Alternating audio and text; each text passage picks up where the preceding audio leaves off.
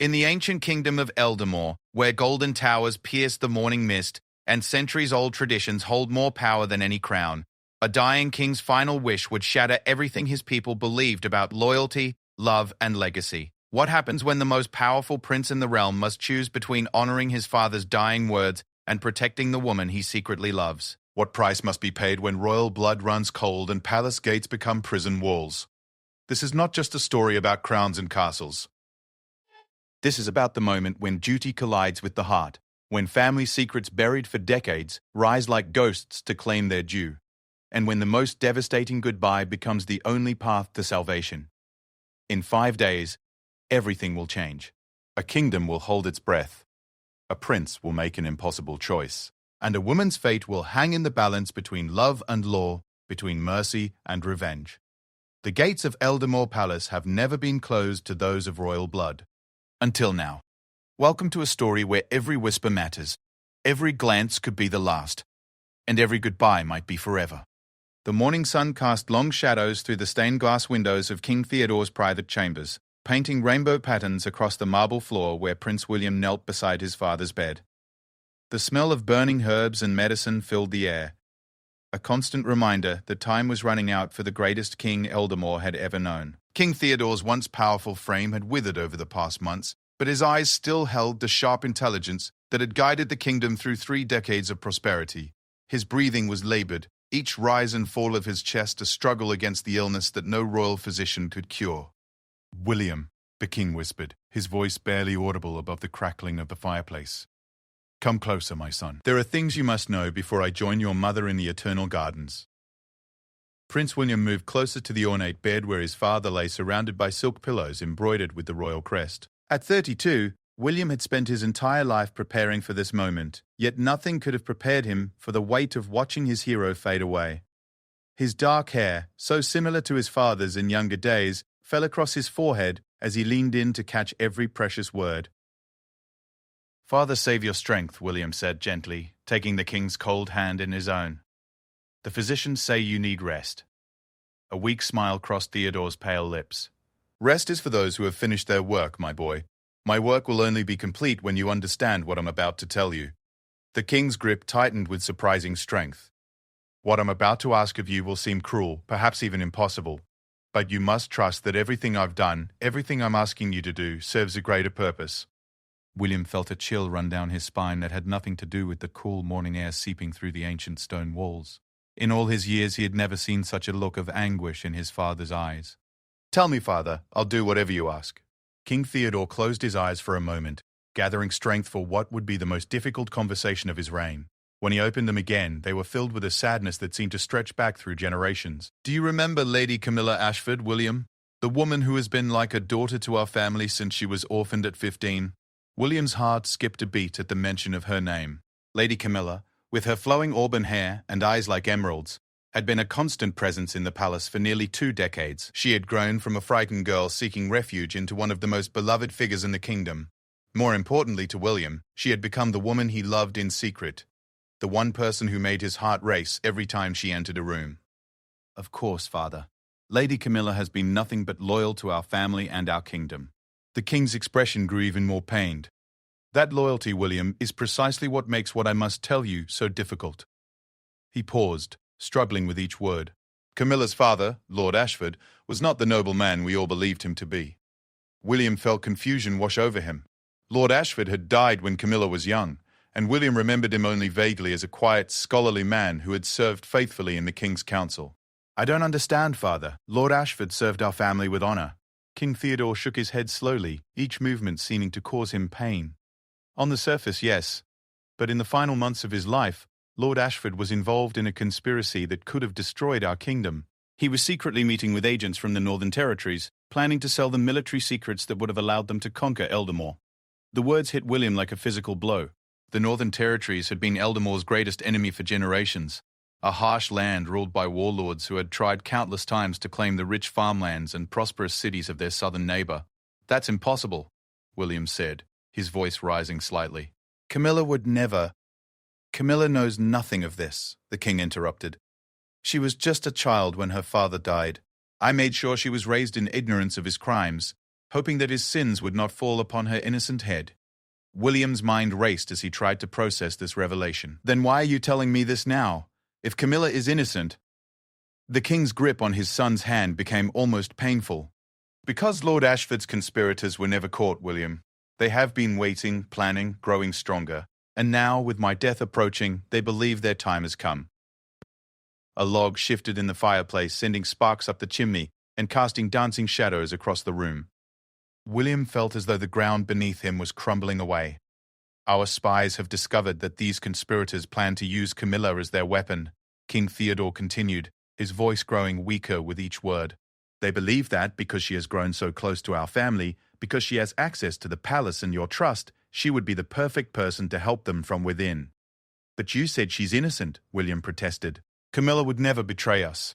Not willingly, no. But they plan to reveal the truth about her father to her, to convince her that our family killed him to hide his supposed loyalty to their cause. They will twist the truth until she believes that everything we've given her was built on the blood of her father. William felt sick to his stomach. The idea that anyone could manipulate Camilla's kind heart and turn her against the family who had loved and protected her was almost unbearable. They will tell her that her father was actually a hero who died trying to free the kingdom from our tyrannical rule, the king continued. They will show her forged documents, false witnesses, anything necessary to make her believe their lies. And once they have her loyalty, they will ask her to help them destroy us from within.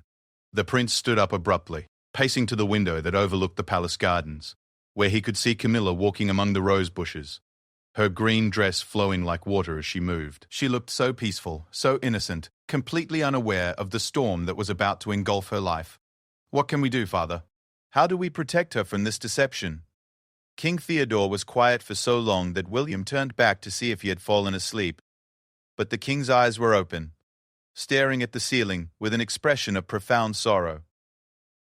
There is only one way, my son. Only one path that will save both Camilla and our kingdom. Tell me, you must banish her from the palace before these conspirators can reach her. You must cut all ties with her completely. Make it impossible for her to access any information that could be useful to our enemies. And you must do it in such a way that she believes you have turned against her, so that when the conspirators do find her, their lies will seem less believable. William felt as though his father had just asked him to cut out his own heart. Father, you're asking me to destroy the woman I love. The admission hung in the air between them like a confession at a trial.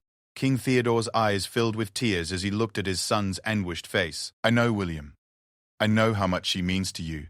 I've seen the way you look at her, the way she lights up when you enter a room. In another life, in another time, she would have made you a wonderful queen. Then? Why?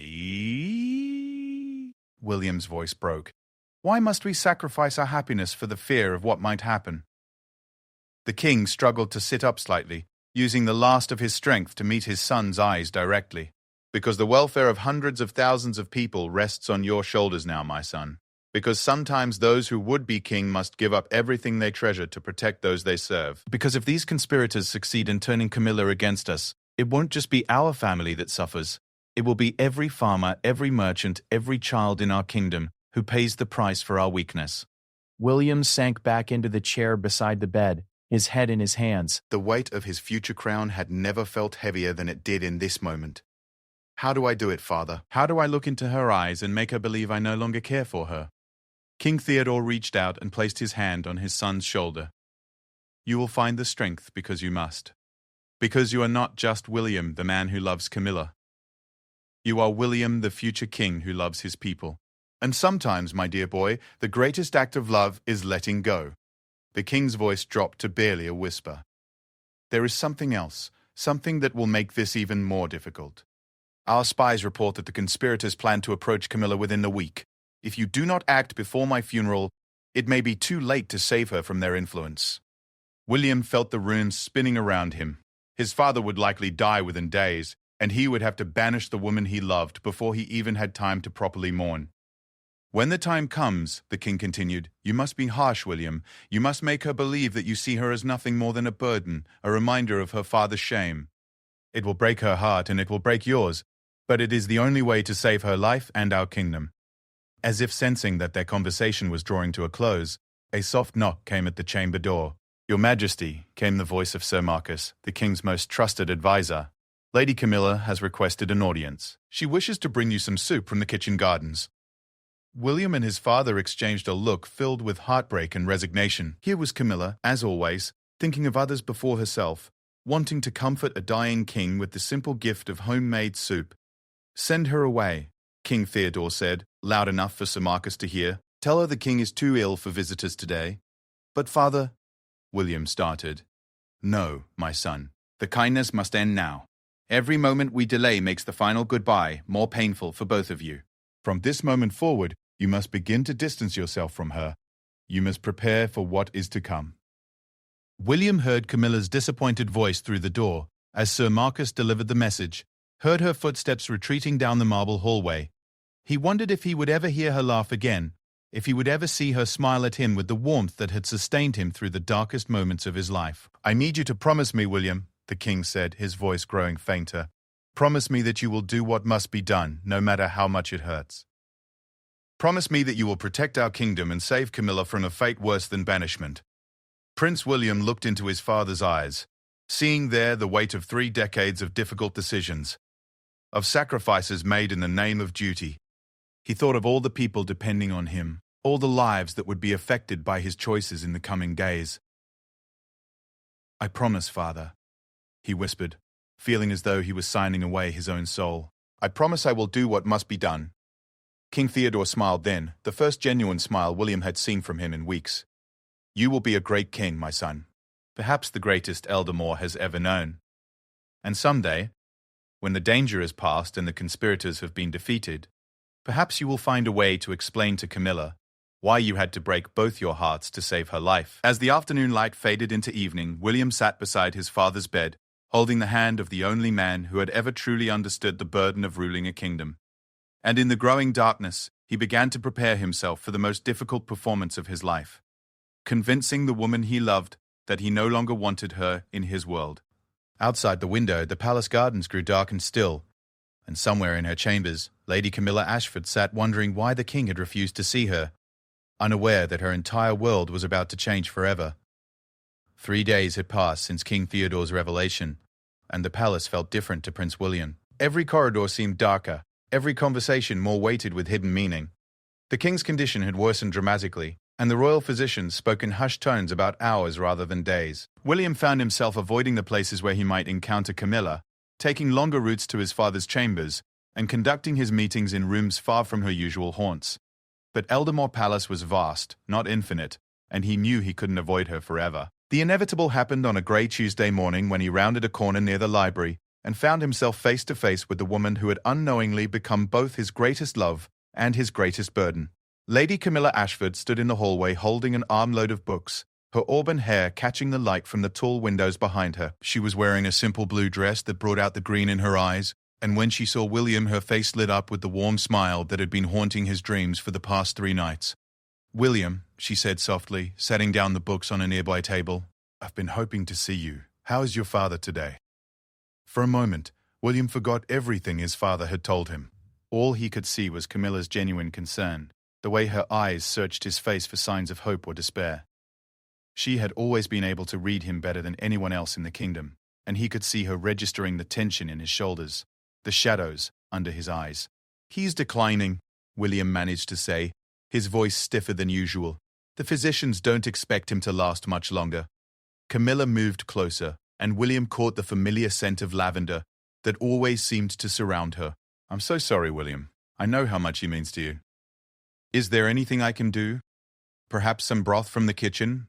Or I could read to him from his favorite texts?" The offer was so typically Camilla, always thinking of how she could ease someone else's burden, that William felt his resolve wavering. His father's words echoed in his mind. "You must begin to distance yourself from her. You must prepare for what is to come." "That won't be necessary," William said, taking a step backward. "The king needs rest, not visitors." Something flickered across Camilla's face. Hurt, perhaps, or confusion. "Of course. I didn't mean to presume. I just thought, well, we've been like family for so long, I hoped I might be of some comfort during this difficult time." The word family hit William like a blade to the chest. Family. If only she knew how that connection was about to be severed forever. "Lady Camilla," he said, deliberately using her formal title instead of the casual Camilla he had called her for years. I think it would be best if you maintain some distance from the royal family during this period of transition. There are matters of state that require privacy. The change in his tone was subtle but unmistakable. Camilla's eyes widened slightly, and William could see her trying to understand what had shifted between them.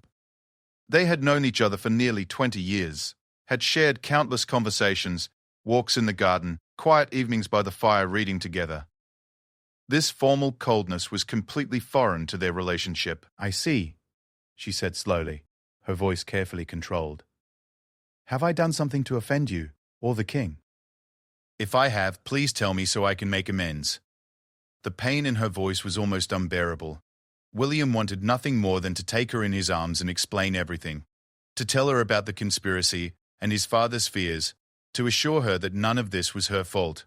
Instead, he forced himself to remain rigid and distant. You haven't done anything wrong, he said. This is simply a matter of appropriate protocol during a sensitive time. Camilla studied his face for a long moment, and William could see her keen intelligence working to understand this sudden change. She had always been perceptive, had always been able to see through pretense and political maneuvering. It was one of the things he loved most about her. Protocol, she repeated softly. I see. Well then, Your Highness, I shall certainly respect your wishes.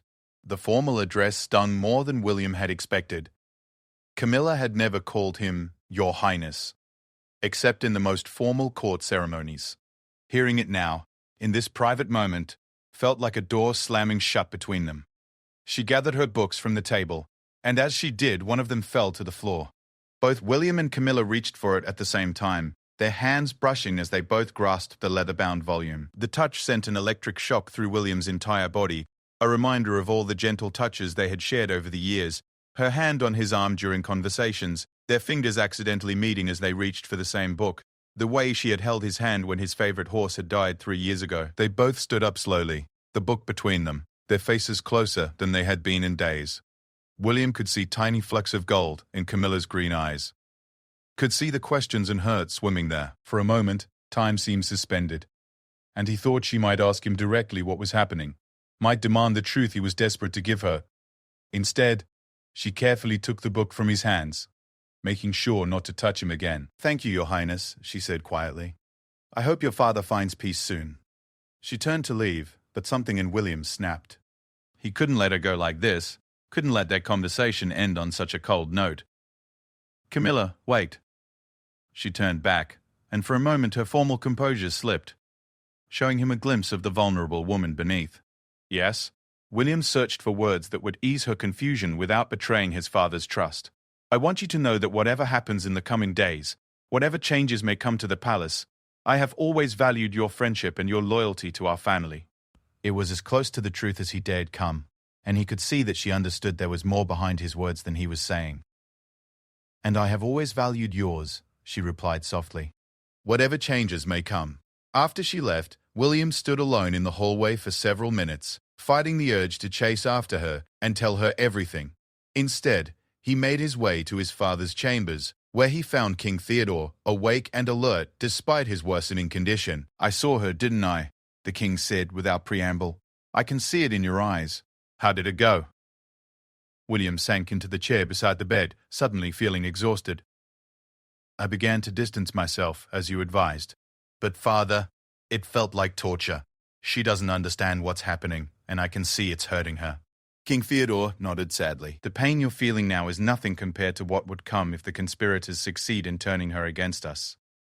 You must remember that, William. Hold on to that truth when the temptation to confess everything becomes overwhelming. Tell me more about these conspirators, William said. Who leads them? How do we know their plans are real? The king's expression grew grim. Their leader is a man called Lord Blackwood, though that may not be his real name. He was one of the Northern Territory agents who originally corrupted Camilla's father. When Lord Ashford died suddenly before he could complete his mission, Blackwood went into hiding. He spent the last 17 years building a network of supporters, people who believed that Eldamore would be better served as part of the Northern Territory's empire. William felt a chill run through him. How extensive is this network? More extensive than I had hoped, less than I had feared. They have perhaps 24 active members throughout the kingdom, including some who work within the palace itself. The revelation that there might be traitors working within their own walls made William's stomach turn. Who? Who among our people has betrayed us? King Theodore shook his head weakly. We don't know for certain. That's part of what makes this situation so dangerous. We know they exist, but we don't know who they are or how deep their influence extends. What we do know is that they've been waiting for an opportunity to strike, and my death provides that opportunity. How did you learn about their plans for Camilla? One of our agents in the Northern Territories intercepted a message. It was coded, but our scholars were able to decipher it. The message spoke of activating the Ashford asset and using the daughter's grief to complete the father's work. There was also a reference to turning the prince's weakness against him. William's heart sank. Even their enemies knew about his feelings for Camilla. They know I care for her. They know, and they plan to use that knowledge against us. If Camilla remains close to you when they approach her, they will convince her that the best way to avenge her father is to break your heart as thoroughly as you supposedly broke hers by killing him. The twisted logic of it was almost admirable in its cruelty. Turn Camilla against the family that loved her by convincing her they had murdered her father, then use her access and William's feelings to destroy the kingdom from within. When will they make their move? According to our intelligence, they're waiting for the period of mourning after my death. They believe Camilla will be most vulnerable then, most susceptible to their version of events. They'll approach her perhaps a week after my funeral, when the palace is still in chaos and your attention is focused on assuming the throne. William realized that meant he had only days to complete his father's plan. Once King Theodore died, the countdown would begin, and he would have to ensure that by the time Blackwood's people reached Camilla, she was already so alienated from the royal family that their lies would fall on deaf ears. There's something else, the king continued, his voice growing weaker. Something I haven't told you yet. William leaned closer, dreading what new revelation awaited him. The message our agents intercepted contained a specific detail about how they planned to convince Camilla of our guilt. They have a forged letter, supposedly written by Lord Ashford just before his death, claiming that he discovered a plot by our family to eliminate anyone who opposed our policies. The letter claims that he was going to expose us and that we killed him to silence him. But surely Camilla would recognize that such a letter is false? King Theodore's expression was deeply troubled. The letter is written in a very good imitation of her father's handwriting. More importantly, it contains details about Camilla's childhood that only her father would have known. Her favorite lullaby, the pet name he called her, the story he used to tell her about her mother. Details that make the letter seem authentic. William felt sick. How could they possibly know such intimate details? That's what worries me most, my son. It suggests that their network within the palace is more extensive than we thought. Someone who had access to Camilla during her early years here, someone she trusted enough to share her memories with, must be feeding information to Blackwood's people. The implications were staggering. Not only was there a conspiracy to destroy their kingdom, but someone Camilla considered a friend was prepared to betray her most precious memories to accomplish that goal. Who could it be? William asked. Who has been close enough to Camilla over the years to know such personal details? That's what we need to determine, and quickly. In the meantime, your distance from Camilla becomes even more crucial. If the traitor sees that you're pulling away from her, they might believe their plan is already working and become careless. We might be able to identify them before they can do any more damage. William stood up and walked to the window, looking out over the gardens where he had spent so many happy hours with Camilla over the years. In a few days, those gardens would be forbidden to her forever. The woman who had brought light and laughter to the palace would be cast out into a world full of enemies who wanted to use her as a weapon against everything she held dear. Father, he said without turning around, what if there's another way? What if we tell Camilla the truth about the conspiracy and ask for her help in identifying the traitor? She's intelligent and loyal. Surely she would want to help us protect the kingdom. King Theodore was quiet for so long that William turned to see if he had fallen asleep again. But the king was watching him with sad, knowing eyes. You're thinking with your heart, not your mind, he said gently. If we tell Camilla about the conspiracy, we put her in immediate danger. The traitor among our people will learn that we know about the plot, and they'll either accelerate their timeline or eliminate Camilla entirely to prevent her from interfering. No, my son. The only way to keep her safe is to remove her from the game entirely. As if summoned by their conversation, Sir Marcus appeared at the door with news that made William's blood run cold. Your Majesty, he said urgently, our scouts report unusual activity along the northern border. Small groups of riders heavily armed moving toward the capital. They're still several days away, but their direction is unmistakable. King Theodore struggled to sit up. Blackwood's people. They're not waiting for my funeral after all. They're coming now while I'm still alive but too weak to coordinate our defenses effectively. William felt panic rising in his chest. How much time do we have? If they maintain their current pace, perhaps 4 days before they reach the capital. Less if they push their horses hard. The king's eyes met his son's with desperate urgency.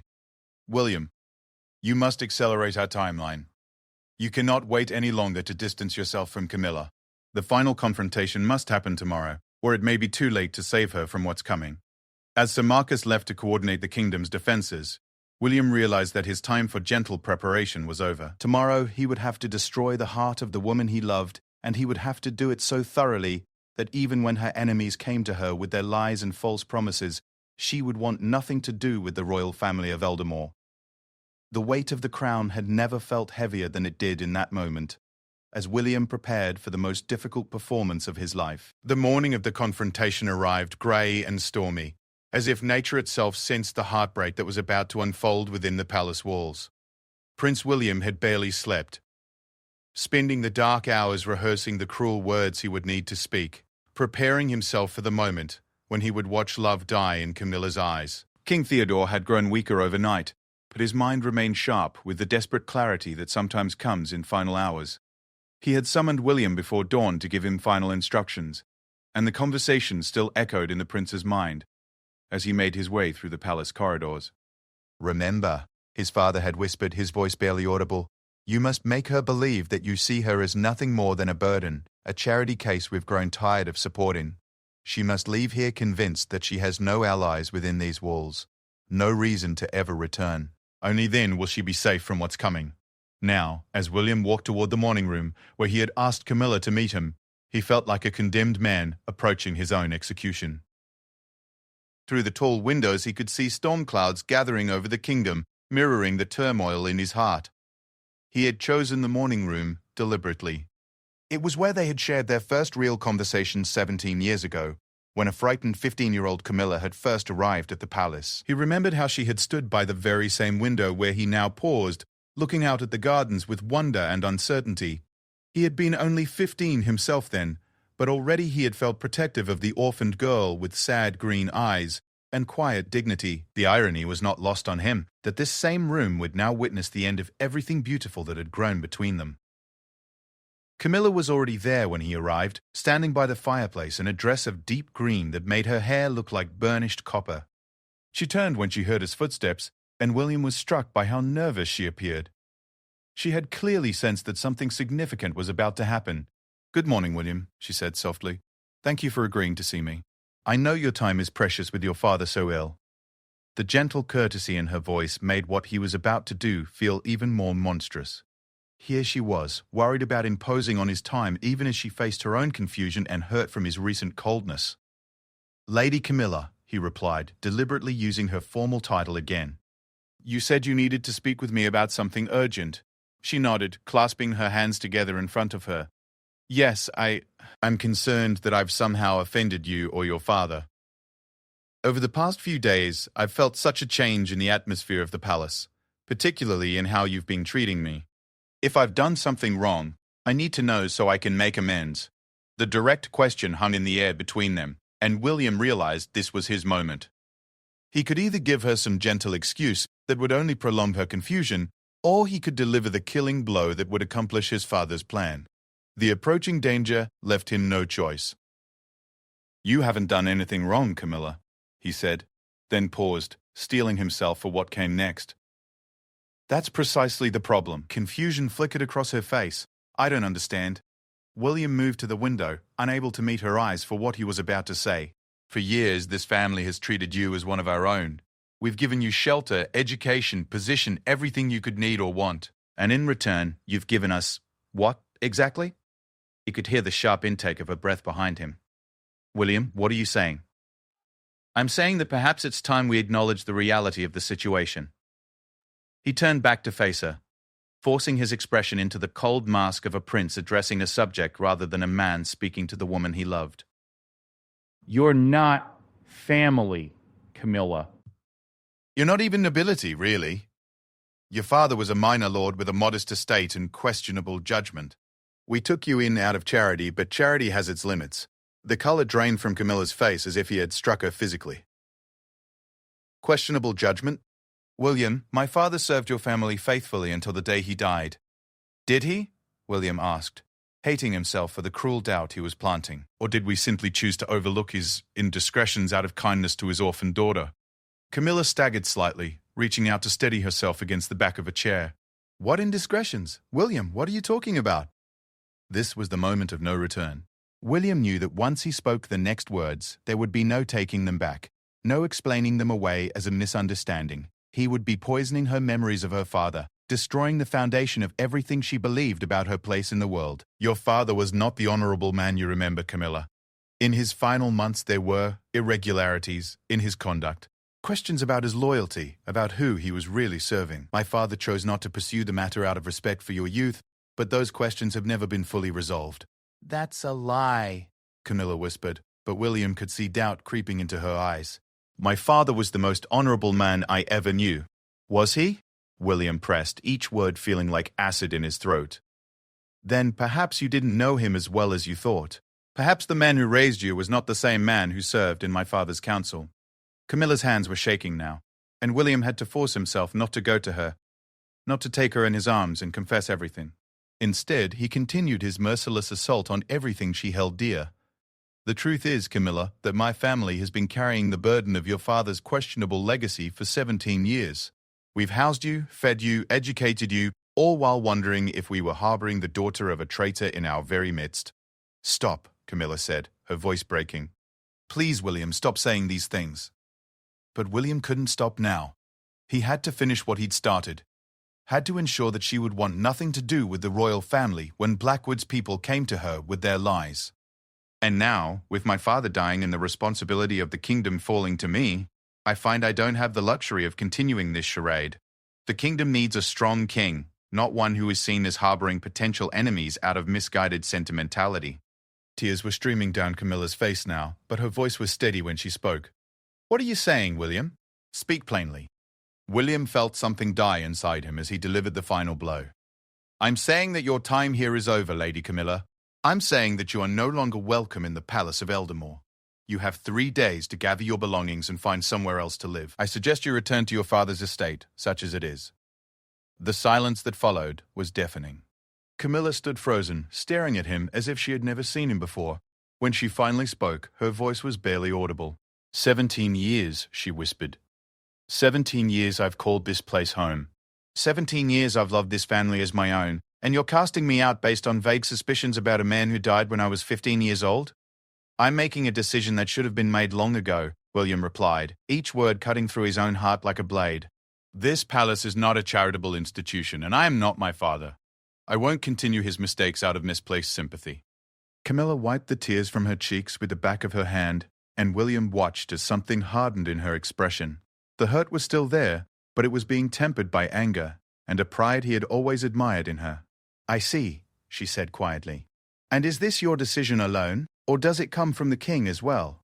William hesitated for just a moment, knowing that his next words would complete the destruction of her faith in the family that had raised her. My father agrees that it's time for you to make your own way in the world.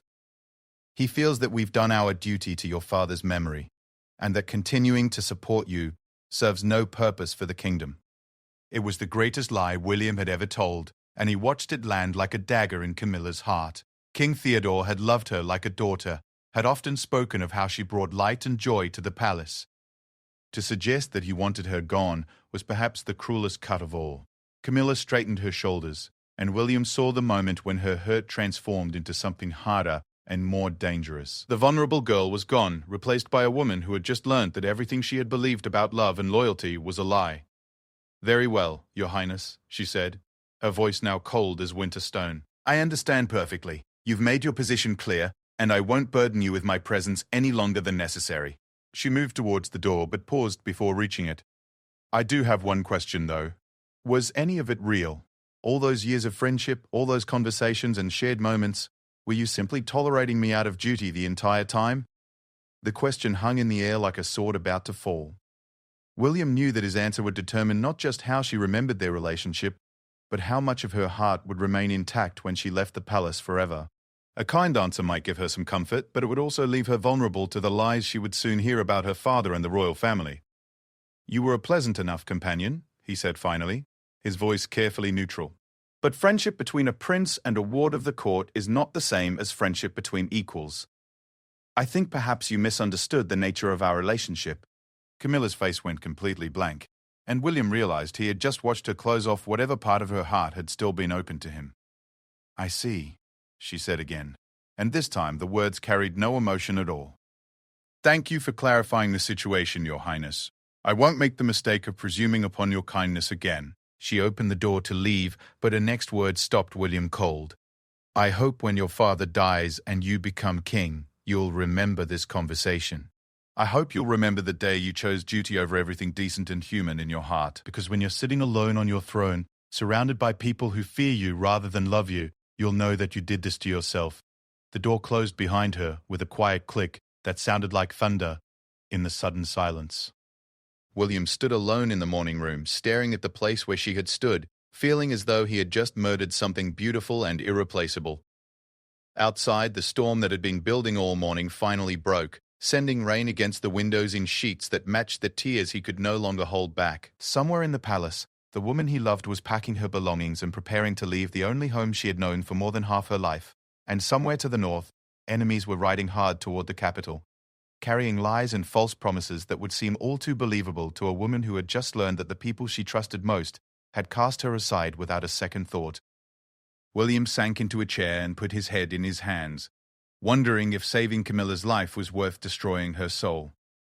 The weight of the crown he had not yet inherited felt like it would crush him before he ever had the chance to wear it. In 3 days she would be gone, and when Blackwood's people finally found her, they would discover exactly what William's father had hoped for. A woman so thoroughly disillusioned with the royal family of Eldamore that no lie they told about past betrayals would seem too outrageous to believe. The plan was working perfectly, and it was destroying them both. The palace felt like a tomb in the hours following William's confrontation with Camilla. Word of her impending departure had spread through the servant quarters like wildfire, though no one dared speak openly about the reasons behind it. The staff who had watched her grow from a frightened girl into a beloved young woman were shocked and bewildered by the sudden turn of events. William found himself unable to focus on the urgent matters of state that demanded his attention. Reports continued to arrive about the armed riders approaching from the north, but his mind kept drifting to images of Camilla packing her few possessions, preparing to leave the only home she had known as an adult.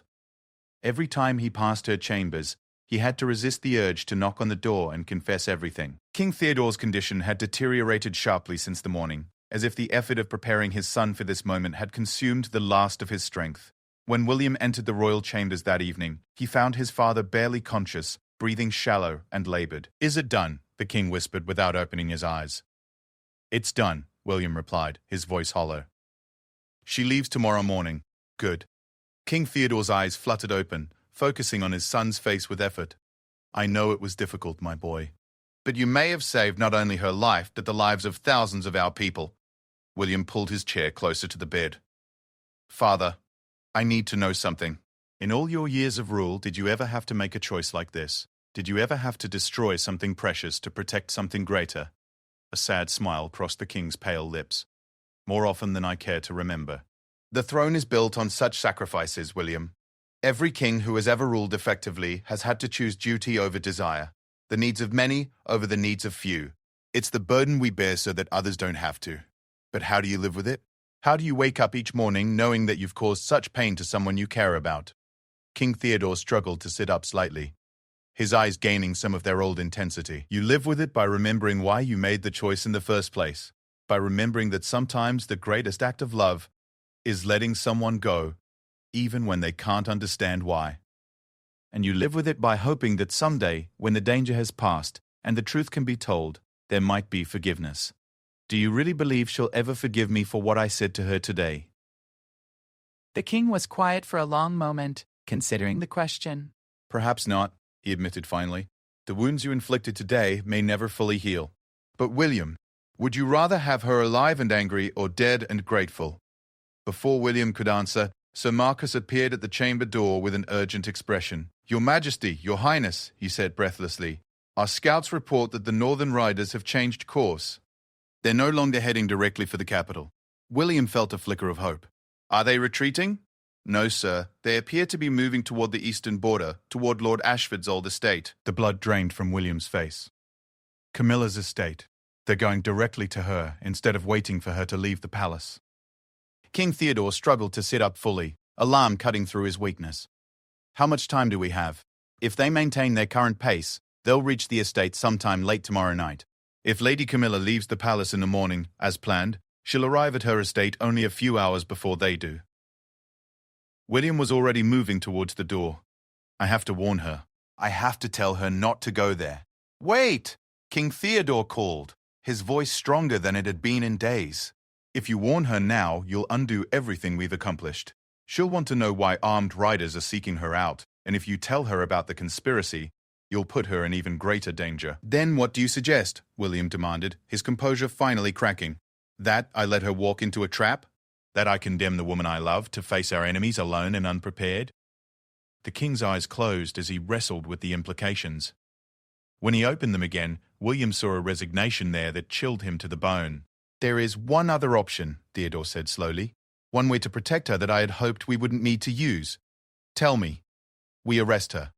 William stared at his father in shock. What?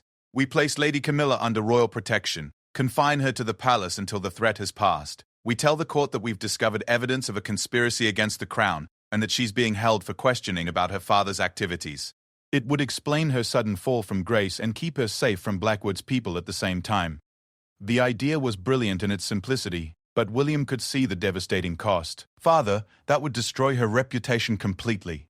If we arrest her on suspicion of treason, her name will be tainted forever, even if we clear her later. But she would be alive, the king pointed out. And sometimes, my son, that's the best outcome we can hope for. William began pacing the chamber, his mind racing through the possibilities. How long would we need to hold her? Until Blackwood's network is dismantled. Perhaps weeks, perhaps months. Our agents are working to identify all the conspirators, but it's slow work. They've been careful, clever. We might not root them all out before autumn. The thought of keeping Camilla imprisoned for months, watching her hatred for him grow deeper with each passing day, was almost unbearable. But the alternative, watching Blackwood's people poison her mind against everything she had once loved, might be worse. There's something else to consider, Sir Marcus interjected quietly. If we arrest Lady Camilla on charges of treason, it will send a clear message to any other conspirators within the palace that we're taking this threat seriously. It might force them to reveal themselves prematurely. William stopped pacing and looked between his father and Sir Marcus. You're asking me to destroy her life to save it. To make her a prisoner in the only home she's ever known. To let the entire kingdom believe she's a traitor. I'm asking you to make a king's choice, Theodore replied. To sacrifice your own happiness and hers for the greater good of the realm. Before William could respond, a commotion in the corridor outside caught their attention. Raised voices, hurried footsteps, and then a sharp knock on the chamber door. Enter, the king called weakly. A young page burst into the room, his face flushed with excitement and fear. Your Majesty, Your Highness, forgive the intrusion. But there's been a development. Lady Camilla has requested an immediate audience with you both. She says it's urgent, that it concerns the safety of the kingdom. William felt his heart stop. What did you say, William Phyllis, sir? She's waiting in the antechamber. She says she has information about a conspiracy against the crown, and that lives depend on her being able to speak with you tonight. The three men stared at each other in stunned silence. Somehow, despite all their careful planning and secrecy, Camilla had learned about the conspiracy threatening the kingdom. The question was how much she knew, and whether she had learned it from friends or enemies. Send her in, King Theodore said after a moment. But had the guards remained close. We don't know what game is being played here. As the page hurried away to fetch Camilla, William felt as though the ground was shifting beneath his feet. Had their plans somehow backfired? Had Blackwood's people reached her already, turning her against them more quickly than anyone had anticipated? Father, what do we do if she's been compromised? What if she's already been turned against us? The king's expression was grim but determined. Then we do what we must to protect the kingdom, my son, even if it means arresting the woman you love in front of your own eyes. The chamber door opened again, and Camilla entered with the same dignity and grace she had always possessed, despite the obvious strain of the day's events. She had changed into a simple traveling dress, and William could see that she had already begun preparing for her departure. But there was something different about her demeanor, a sense of urgency and determination that hadn't been there during their morning confrontation. "Your Majesty," she said, curtsying deeply to the dying king. "Your Highness." Her bow to William was correct but noticeably cooler. "Lady Camilla," King Theodore replied, his voice carefully neutral. "We understand you have something urgent to discuss." Camilla straightened and looked directly at the king, her green eyes steady and serious. "I do, Your Majesty. This afternoon, as I was packing my belongings, I received an unexpected visitor. A man claiming to represent certain interests that oppose your rule." William's blood turned to ice. Blackwood's people had reached her already, just as his father had feared. But if they had already poisoned her mind against the royal family, why was she here warning them instead of helping the conspirators? "What did this man want?" the king asked carefully. "He wanted me to betray you," Camilla said simply. "He claimed that my father was murdered by your agents because he discovered some plot against the people of Eldamore." "He showed me what he said was a letter written by my father shortly before his death, detailing this supposed conspiracy." William felt his heart hammering against his ribs. This was exactly the scenario his father had predicted, down to the forged letter containing intimate details about Camilla's childhood. "And what was your response to these claims?" Theodore asked, though William could see the king was preparing himself for the worst. Camilla's expression grew cold as winter steel.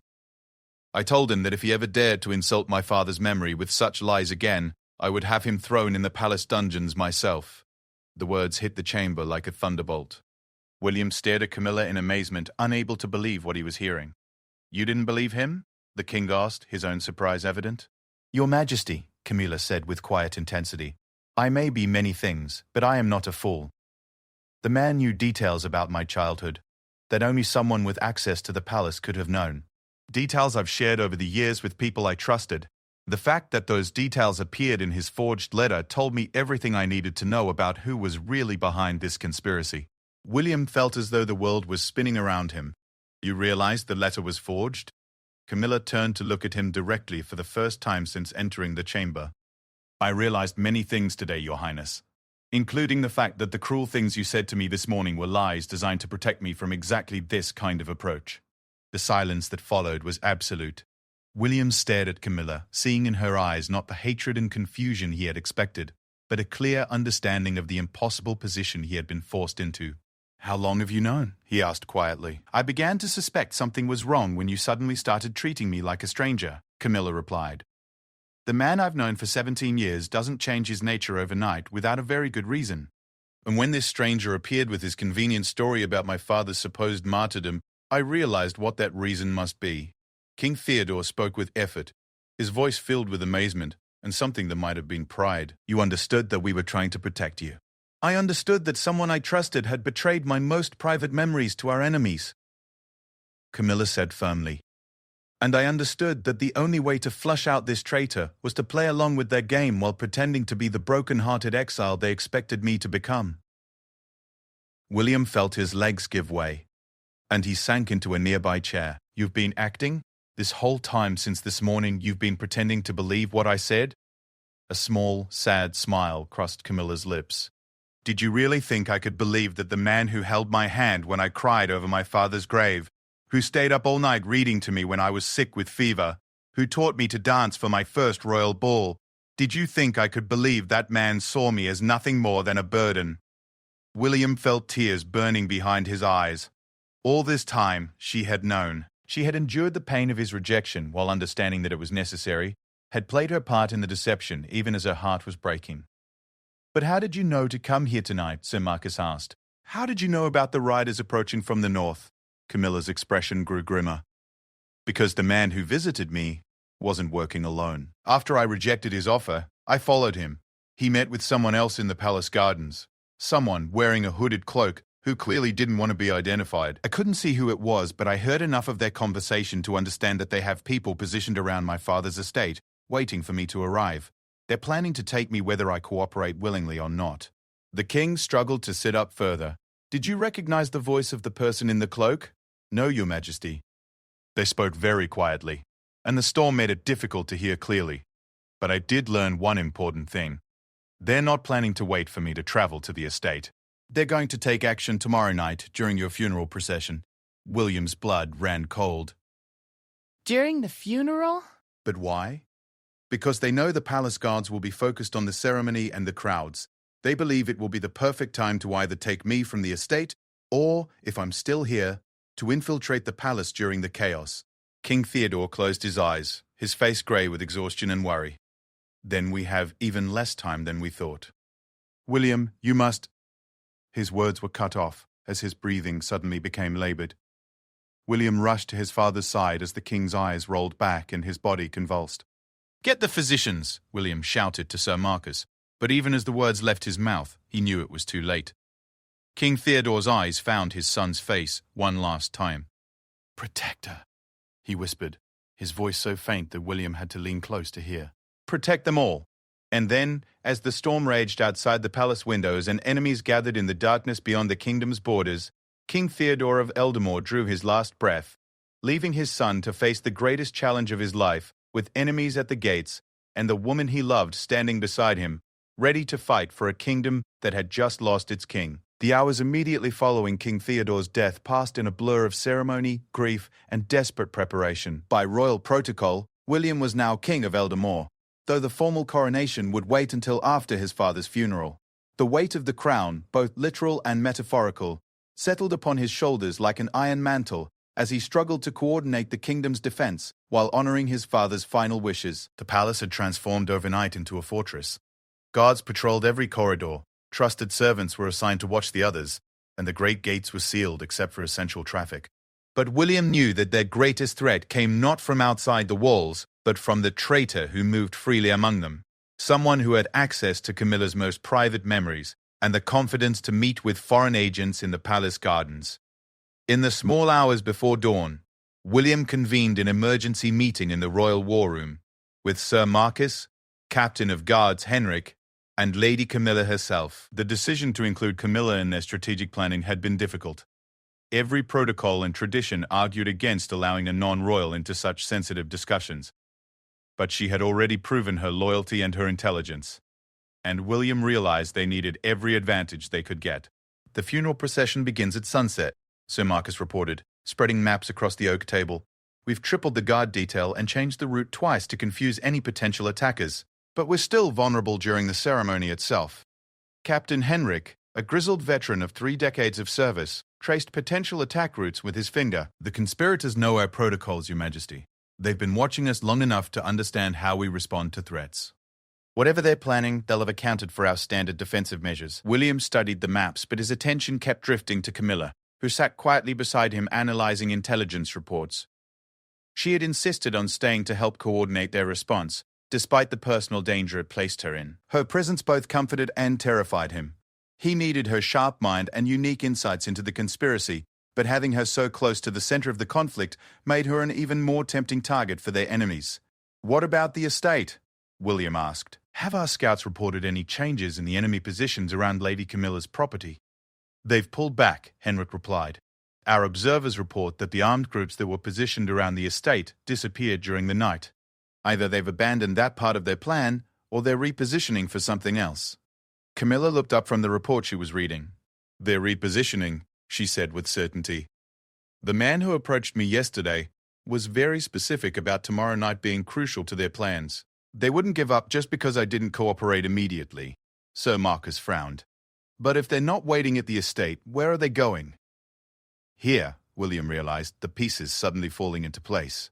They're coming here to the palace.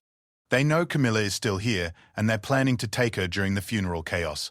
Camilla nodded grimly. It makes perfect sense. With half the kingdom's nobility gathered for the ceremony, they could infiltrate the crowds, grab me during the confusion, and disappear before anyone realized what had happened. William felt cold fear gripping his heart. Then we cancelled the public ceremony. We hold a private funeral with only the most trusted. No, Camilla interrupted, her voice firm.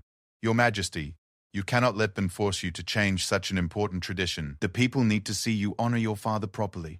They need to see strength and continuity in their new king, not fear and hiding. She's right, Sir Marcus agreed reluctantly. Cancelling the public ceremony would send exactly the wrong message. It would make you look weak before you've even been crowned.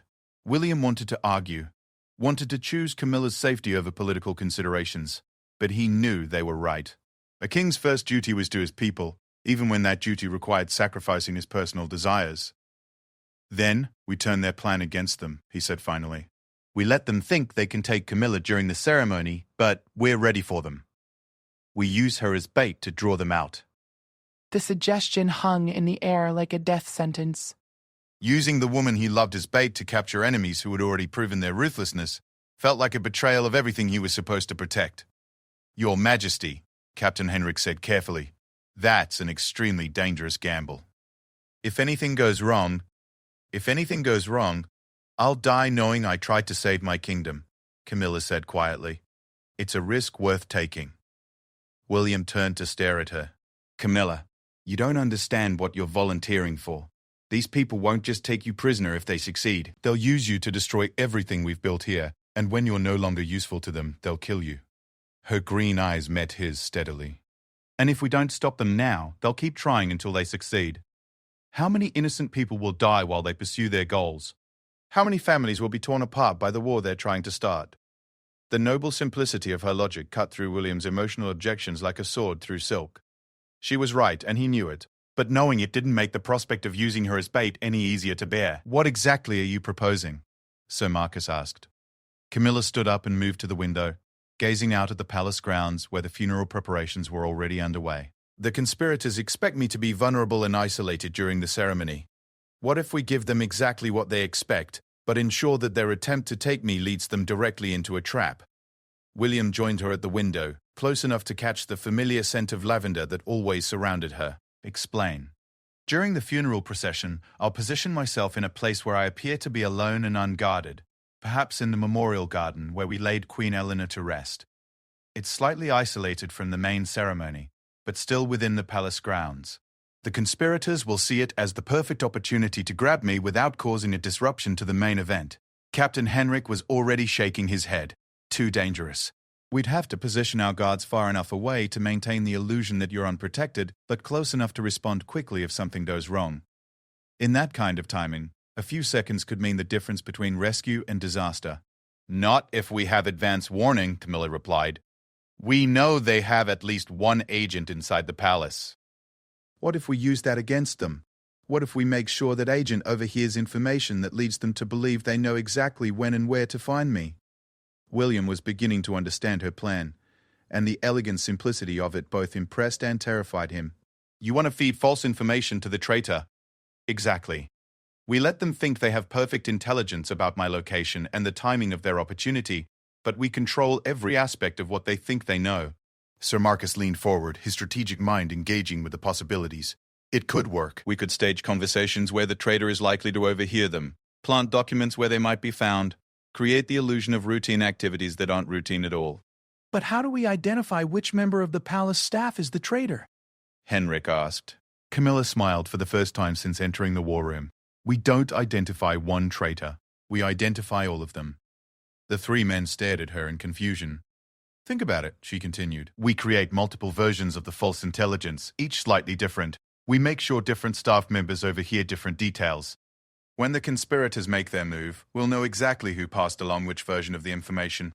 We'll not only capture the external enemies, but identify every internal conspirator at the same time. William felt a surge of admiration for the woman standing beside him. In the space of a few hours, she had gone from victim to strategic architect, turning the conspiracy that was meant to destroy her into a weapon against its creators. It's brilliant, he said softly. Dangerous beyond measure, but brilliant. Then we do it, Camilla replied. We end this threat once and for all, and we make sure your reign begins with a clear message that the kingdom of Eldamore will not be destroyed by lies and treachery. The next 18 hours passed in a carefully choreographed dance of deception. False intelligence was planted in locations where different servants might find it. Stage conversations took place in corridors where specific staff members were likely to overhear them. William found himself having to act the part of a grieving son preparing for his father's funeral, while simultaneously coordinating the most complex counterintelligence operation in the kingdom's history. As sunset approached and the funeral procession began to form, William made his final preparations. He had chosen to wear his father's ceremonial armor beneath his formal robes, both as a tribute to Theodore's memory and as protection against whatever violence the evening might bring. The weight of the metal against his chest was a constant reminder of the responsibility he now carried. In her chambers, Camilla was making her own preparations. She had chosen to wear the same green dress she had worn on the day she first arrived at the palace 17 years ago, a symbolic gesture that William understood completely. If this plan failed, if she didn't survive the night, she wanted to meet her fate wearing the colors of hope and new beginnings.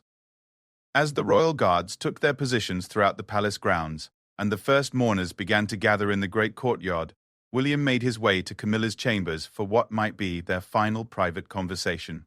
He found her standing before her mirror, adjusting the simple silver pendant that had belonged to her mother. Her reflection showed him a woman transformed, no longer the frightened girl who had once needed his protection, but a fierce and determined ally ready to risk everything for the kingdom they both loved. "Are you ready?" he asked quietly. She turned to face him, and he saw in her eyes the same courage that had first attracted him to her all those years ago. "I'm ready. Are you?" Instead of answering with words, William crossed the room and took her hands in his. "Camilla, before this begins, I need you to know something.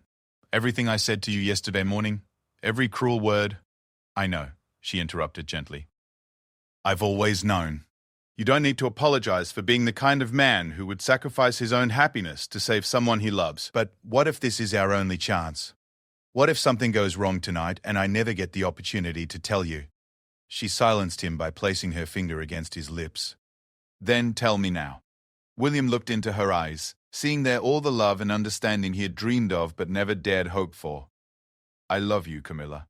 I have loved you since we were children together in these halls. I love your courage, your kindness, your brilliant mind. I love the way you laugh at my terrible jokes and the way you challenge me to be better than I am. And if we survive this night, if we defeat these enemies and secure the kingdom's future, I want to spend the rest of my life loving you as my queen." Tears sparkled in her eyes, but her smile was radiant. Then we'll survive, Your Majesty. We'll survive because we have something worth fighting for. As the sun set over the kingdom of Eldamore and the funeral bells began to toll, King William and Lady Camilla made their way toward a confrontation that would determine not only their personal fate, but the future of everyone they had sworn to protect. The crown was heavy upon William's head, but for the first time since his father's death, he felt ready to bear its weight. Behind them, the palace prepared for war. Ahead of them, enemies waited in the shadows, armed with lies and hatred. And between them stood love, loyalty, and the unshakable belief that some things are worth any sacrifice to preserve. The final goodbye his father had demanded was about to become a new beginning, if they could survive long enough to claim it.